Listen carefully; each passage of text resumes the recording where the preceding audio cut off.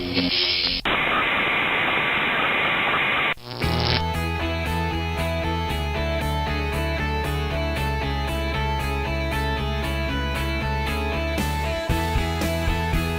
what, everybody? It's Larry Steinhouse again. I am here. It's Larry Steinhouse, and this is the Larry Steinhouse Show. I'm even forgetting what I'm supposed to say. I haven't gotten too punch drunk yet.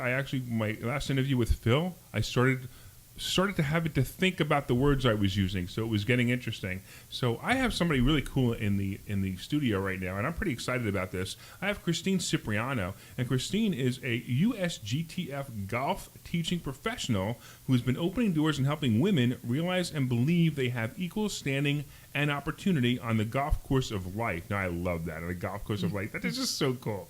I love the fact that I'll bet you wrote this, and I'm going to have to read it word for word because it's that good. And to stand proudly in their innate gifts and value. Through the synergy of Christine's creative spirit and her diverse professional credentials, her golf empowerment and corporate wellness programs provide physical and financial fitness solutions for corporations, small businesses, and entrepreneurs. Christine is also an international best-selling author in her book, Women Innovators, Leaders, Makers, and Givers, Volume 5. Wow, interesting. She shares the importance of learning to play golf to accelerate career advancement. Wow. And business growth. Wow, I'm sorry. It's not only it's not a lot, it's just a lot it's a lot 10 hours later. So if you've been tuning in, you probably know exactly what I'm talking about, which is I've been here a long, long time. So tell everybody what it is you do and why you do it. Well, you gave me a great introduction there, Larry. Well, I think somebody really special wrote it. They did. You have to have good people in your tribe, right? Right, exactly. But it comes from the heart, and quite honestly, coming from a background in corporate America and not having access to what I do today as an employee, it would have been beneficial for me as a woman. In a minority community, in a diverse community, and not having access to golf experiences or golf culture, etc., and how to better yourself in business, in life, in character building, business building, etc. It would have been fortunate for me to been able to have those experiences. Share with people the benefits of not only golf as a game, but as a holistic approach to life, to business, and build up your mental aspect of yourself, your mindset, your financial aspects of where that can go. Having golf in it as an arsenal. Okay, so here's the question: why golf? Why not basketball? Why not football? Why golf? What was it? The beauty of this game is you can be 2 years old and learn how to play. You can be 92 and learn how to play. And you don't need anybody else to play the game. Well, that's interesting, too. I like the fact that what you said is true. You don't need anybody else. That's right. You can play golf by yourself. Yep. Which has a whole bunch of great jokes I can make, but I'm not going to make any of them. Don't do that. They have to do with putters and balls, but I'll just leave that alone. All right, I did it. I couldn't help it. It was better you than me. That's it. I'm done. Kick me out. Insert your own joke here, as my brother always says. Right? So golf. Look, I used to play golf years ago, and I really only did it. Well, I did it because I thought I enjoyed it, and I probably did. But I mostly did it because I thought it was the greatest business tool on the planet was playing golf. I mean, where else do you get to spend with a client 4 to 4.5 hours just in a beautiful setting, talking about things, getting into the golf cart with them, right? Absolutely. And then you take them out for drinks and a meal, assuming that you can get that much more time with them.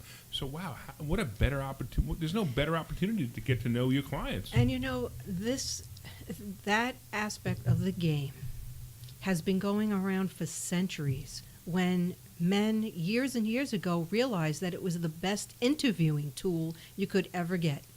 And if you think about it, for people who are in HR, for managers, et cetera, who are looking for great candidates, whether it be in corporate or even as an entrepreneur, you're looking for people to be on your team, your power team, et cetera. You want to know that people have the skills, they have the integrity, they have the character that you want to work with. Well, what better way to know those qualities and traits that you're looking for than being with somebody exclusively for 4.5, 5 hours, and you're putting them in a situation where they're going to be facing challenges, their problem-solving skills, how they handle those skills, those challenges. That says tons about a person, that you could get more out of that 4 and 5 hours of being with somebody than you can in a half-hour interview across the table. All right, so this sounds like, and even in reading your introduction, and when I think about it, it sounds like, hey, this was a man's world. How dare you, as a woman, come into our world and start teaching women how to play golf? How dare you? How dare I? God, it's in my blood. So there you go. So tell us about that. Tell us, why it is that that women were not playing golf, and why all of a sudden they are playing golf, and how they're doing what you, as you just said, what the men were doing for years. Right. Well, first of all, I'm a pioneer. When I was a kid, I was big into sports. I was an avid sports a fan, but also big bowler when I was a kid. And one of the things I realized is that to become great, you need to become physically and mentally great at what you do in order to have that success. So health and wellness became a big part of who I am, and it still is today. But my mental and my physical prowess gave me the spirit and the success that I got. However, in the 1970s and early 80s, women weren't into exercise and workouts and yoga that they are today. I was there, and it was really inspiring for me, to show other people and women that were playing the game, you can do this too. And they did, and they followed the footsteps. So, and that was one thing. I'll tell you this little secret, and I'll share this. Oh, I love secrets. I love secrets. I was the first female to play Babe Ruth baseball in Staten Island in 1975. That was you? That was me. No, that's pretty awesome. Made the All-Star team too. Wow, how cool is that? That is really I'm a awesome. pioneer. Right. That's all. Well, yeah, they made a couple of movies about you, right? They did. Right? They had all those those movies about the girl player, right, who snuck onto the boys team. Yep. But I'm assuming you didn't have to sneak onto the boys team. You played as a girl, right? I played as a girl. Right, and that's even though at that time they probably couldn't recognize me, but they knew. Oh, that's I don't know. That's. I mean, I just think it's awesome that look. First of all, I'm like one of those people that I just don't even believe that. I believe everyone's the same and everyone's different. Mm-hmm. One of the things that I tell people all the time is, Abraham Lincoln was absolutely wrong. Mm-hmm. He said that I don't know if I can remember we were all created equal, right? Mm-hmm. How did he say it? Can you remember how he said that? Oh, no, I don't remember. 9 hours later, I'm actually losing everything I say, right? We were all created equal. The creator.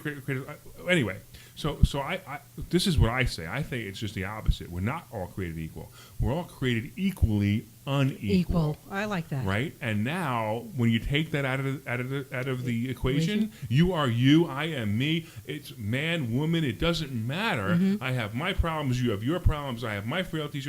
You have your frailties. Can you be stronger than me? Maybe. Can I be stronger than you? Maybe. It doesn't matter anymore. Mm-hmm. It doesn't matter if I make more money than you. It doesn't matter. So I like the idea that we're all created equally unequal. I love it. Oh. I absolutely love that. And it's interesting, like for women especially, considering playing the golf game, you said it perfectly, because golf is a leveling playing game. It's an even playing game. So you'll learn the skills. Everybody has the opportunity to learn the basic foundations of the game, bring the skills to the table, and play their game. Whether it be you hit the ball 300 yards, I hit it 200 yards, we're still getting to the same hole.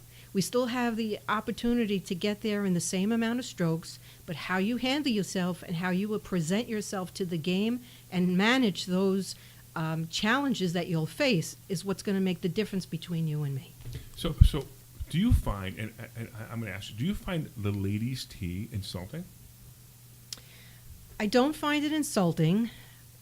I don't find it, in the beginners, you need it, but as you grow into your game, the challenge is there. So I enjoy playing at the whites. I love trying to play at the blacks, and I'm looking forward to playing more so at the blues. Oh, that's awesome. So I would actually think maybe they should rename it. I think you just had it. They call it the beginner tee and don't call it the ladies' tee anymore. I think that's fascinating. I think that's a great idea. Go ahead and use that. Please do. Because I think that's the greatest way that we can now level the playing field. Absolutely. You know, if we call it the beginner's tee. Because, when I was first learning, I'm like, I was lucky if I hit it past the ladies' tee, right? But if I'm teeing off from the ladies' tee as a beginner and it's called the beginner tee, now I don't feel self-conscious anymore.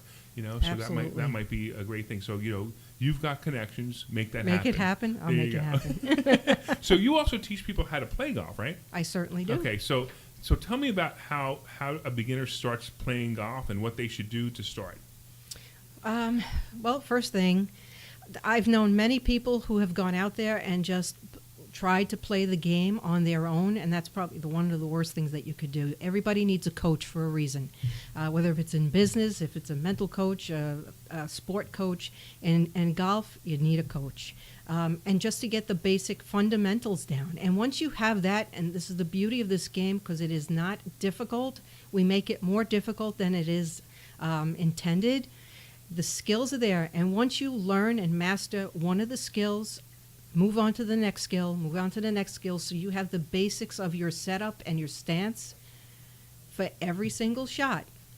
You'll have an arsenal in your hand, and you'll be able to play the game, quite honestly, with ease, because everything becomes a habit.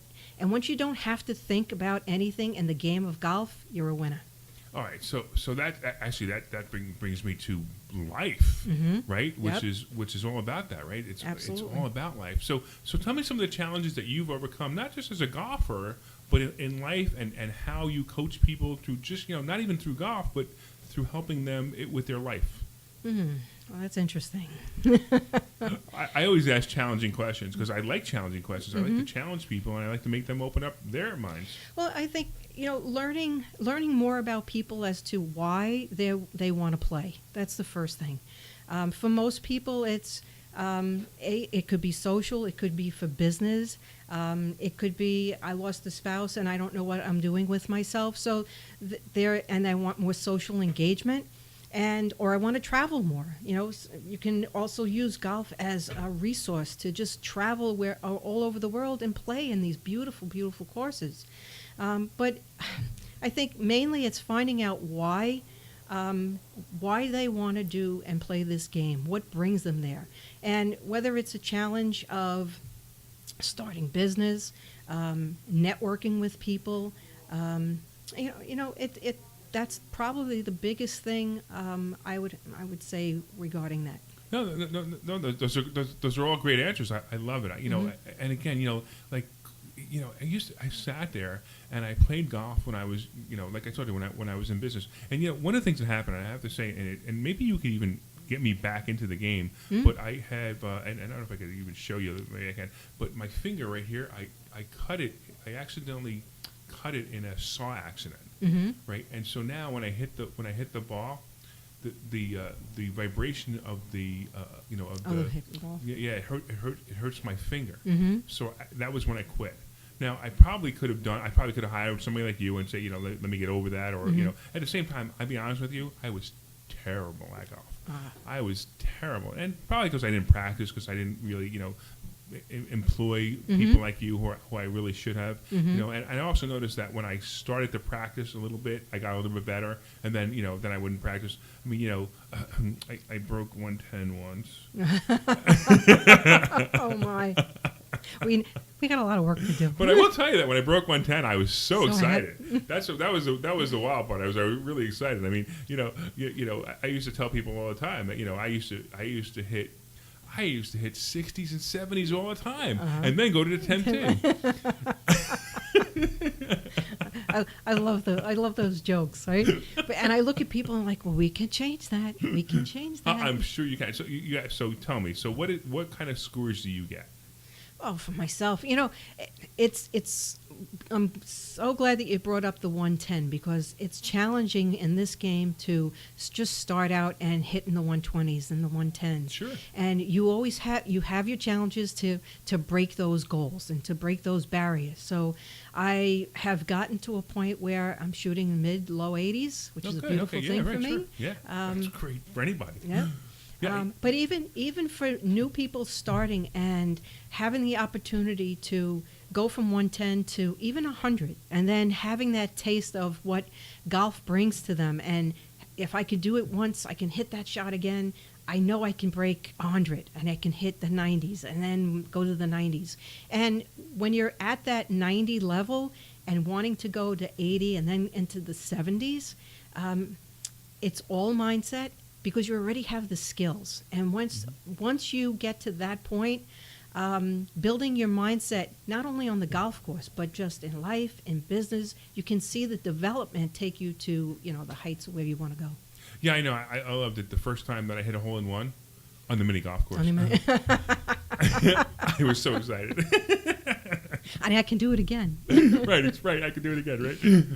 Got to get through that dinosaur mouth. No, when I got a 4 or a 5 on a hole, I was super excited, and it wasn't that often that I got 4 or 5s on a hole. It was kind of cool. So I just want to let you know. So Don Teller came on with he gave a. You can't see this stuff. I apologize. It's just the way this. You would think with all this equipment I'd be able to do this, but the software doesn't let me show you this stuff, which is kind of weird. But he's got a smiley face with hearts, so it must be somebody you know.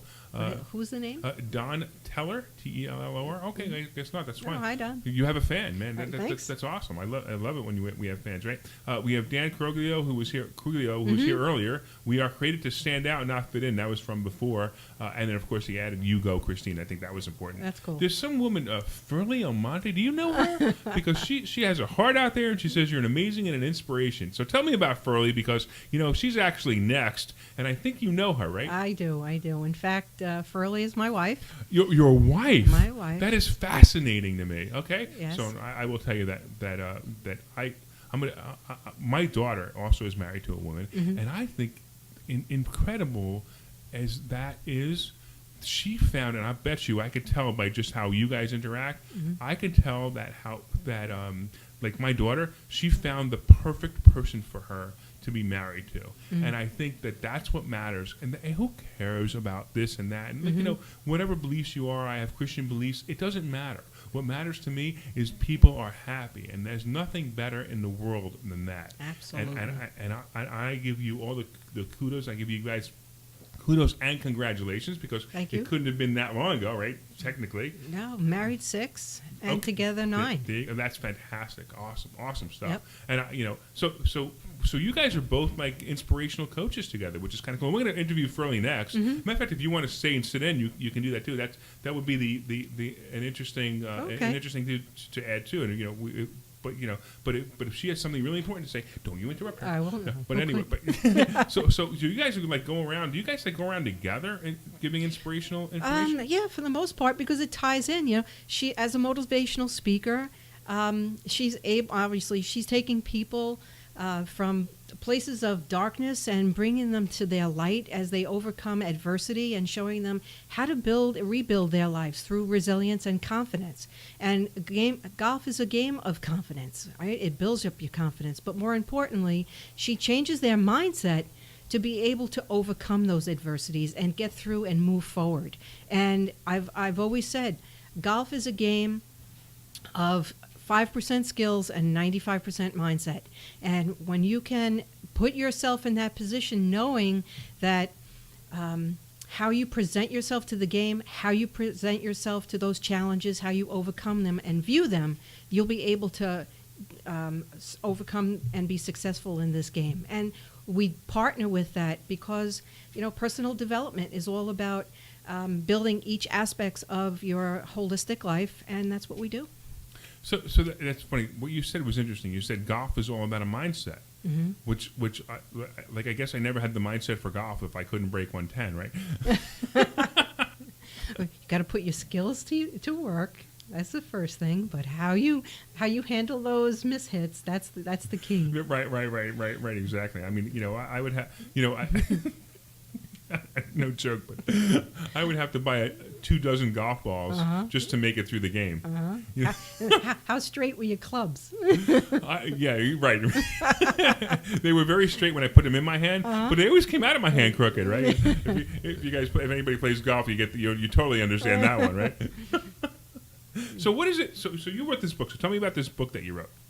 So the Women Innovators book it's basically a golf empowerment book on sharing with women and the diverse community that there is opportunity for you out there to build a successful business by networking with people who you might not be affiliated with because you're not in the playing game. You're not on the playing ground. And I've always said the fairway has become the new boardroom for women. And especially in the corporate area, and a lot of executive CEOs know this because they've been out there playing, but middle management and even the employees who are in there don't have that access to it. So we make it very accessible to bring golf training, golf facilities into the corporate arena where people can be able to learn while they're working, which is great. So it gives them the opportunity to learn how to play the game, and understand why it's necessary to build their success in their business, whether they're looking to get into the managerial ladder, a corporate ladder, or if they're looking to go into entrepreneurial skills. I love what you just said. The golf course is now the new boardroom. Mm-hmm. That is such a fabulous statement. It really is, and it really is true. And you know what? I think it has been always. But again, as we all become equal, more and more equal, or equally unequal, as I said before, right? I love that. But as we all become, there's no difference anymore. Is really what it comes down to. It's neat that that everyone's playing golf and everybody's doing the same thing. Now, I kind of feel like golf is not being played as much as it used to be. Are you finding that, or is it not the same? Yeah, I have been reading that the PGA was really concerned about where the state of golf was, because it could be an expensive sport. It doesn't have to be, though. And that's one of the challenges, I think, for people to get into the game, because the money part of it. But one of the beauty parts of what the PGA has taken a look at is the women who are out there who don't play and how to capitalize on that market. And the diversity communities. How do we reach those people to get them into play and make the golf the way it is? And there's a huge market that's out there because there's a lot of women that are out that don't play. And through my networking experience, I found different cultures are looking and wanting to play, but never had the opportunity or knew who to go to in order to learn the game. Well said. I love it. It's great. Yep. But you know what? We've got exactly 1 minute left before we have to bring in your wife, which is fantastic. I love the fact that you guys are together on this. So what great big words of wisdom would you give in 1 minute? In 1 minute, stop the excuses, time, money, mindset. Find a way to overcome them. It's not a difficult game to play. Get a coach. Call me. You can reach me at fitforthet.com. Fit for the T. Fit number for the 4? T. No, F-O-R. Fit for the T.com. Okay, great. And bring success in your life in different aspects of it. Definitely, I said it's a holistic game, so we focus on the physical, the mental, and even the financial success of our clients. You want to start, take the basics, master them one at a time, and with perfect practice, you can become successful. That's awesome. All right, we're going to actually, if Furley wants you in here, we're going to have you come in here. But why don't you wave goodbye to everybody? Take care. All right, Nice thanks meeting so you much all. for coming in. Awesome.